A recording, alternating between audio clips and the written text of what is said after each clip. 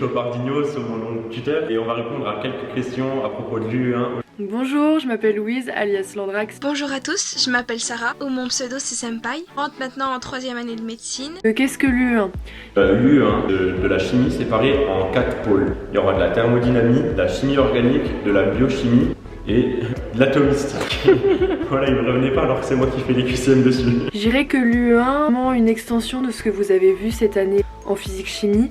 Et donc c'est une matière où il faut quand même y consacrer pas mal de temps et bien la travailler au premier semestre. Le poids de la matière dans le semestre. Le poids de l'UE1 dans le semestre, il est énorme. Ça correspond à un tiers de la note finale. Donc c'est vraiment primordial et en plus c'est des notions qui sont super importantes. Elles sont vraiment réutilisées dans les études. Comment j'ai appris l'UE1? L'UE1 dans un premier temps, il faut surtout le comprendre. Qui demande beaucoup d'entraînement et un peu moins d'apprentissage théorique. Il faut faire beaucoup de QCM. Et ça me prenait entre 1h30 et 3 heures pour apprendre un cours.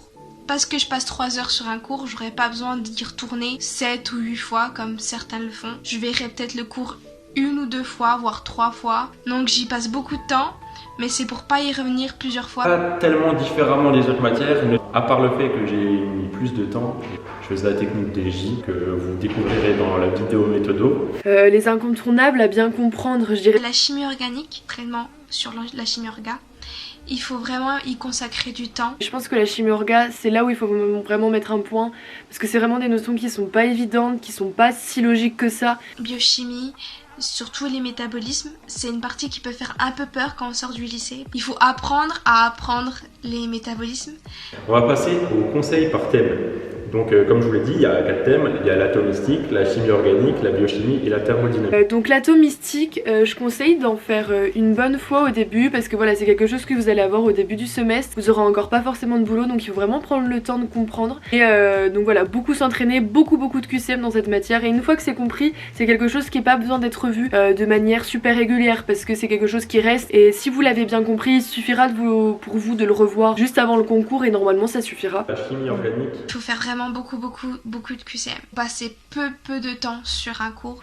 Bien réviser les ED parce que nous, je sais que dans notre fac à Besançon, les ED ressemblent énormément à ce qu'on va avoir en concours. Donc un conseil, il faut les bosser vraiment à fond. Et faire des tableaux, par exemple la réactivité des amides, toutes les réactions avec des amides, d'addition-élimination, addition nucléophile, électrophile, etc.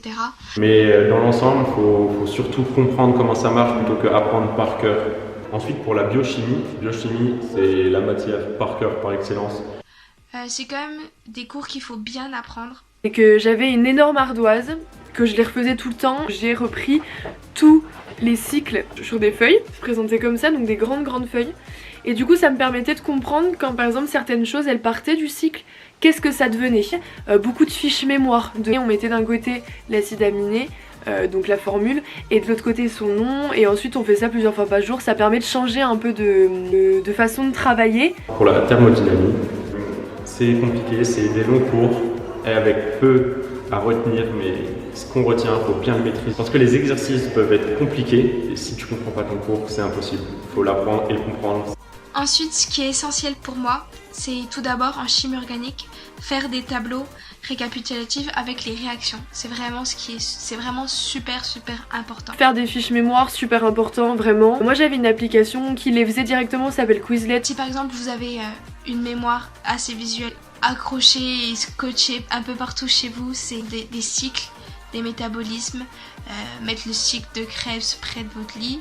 Voilà, à force de le voir tous les jours, tous les matins, ça rentre. Beaucoup parler de fiches, mais il faut aussi faire attention à pas trop y passer de temps. Il faut pas oublier d'apprendre et il faut pas oublier de vous exercer. Il faut pas que ça empiète sur votre temps d'apprentissage. Pour la chimie orga, avoir une ardoise, ça aide de ouf pour bien comprendre, enlever, tout ça. En bref, vous comprendrez avec les cours. Alors, temps consacré à l'UE1, je l'ai déjà dit avant, mais c'est énormément de temps, vu que c'est un bon coefficient. Il faut faire énormément de QCM dans certaines matières, notamment l'atomistique, la chimie organique, la thermodynamie surtout. Et le chimie, il faut sécher ses cours, sécher, et tout se passera dedans. Ressenti par rapport au concours Alors, par rapport au concours, l'U1, j'y suis allé sans trop de stress parce que je m'étais vraiment beaucoup entraîné sur l'U1. Pour la biochimie, par exemple, le professeur a posé des questions pas si compliquées que ça. Moins compliqué de toute l'école que j'avais fait dans l'année, plus Ouais, c'était des choses, c'était plus global.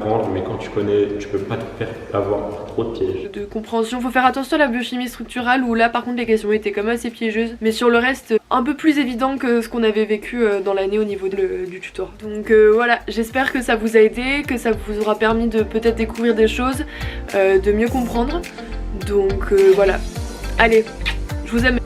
Pour finir, je vous souhaite vraiment bon courage à tous. Il faut vraiment s'accrocher. Le fait que certaines notions en U1 sont difficiles à intégrer, il faut vraiment pas se dire bah tant pis, je rattraperai sur autre chose.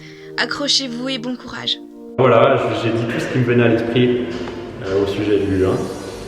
Et je vous souhaite à tous bon courage. Au revoir.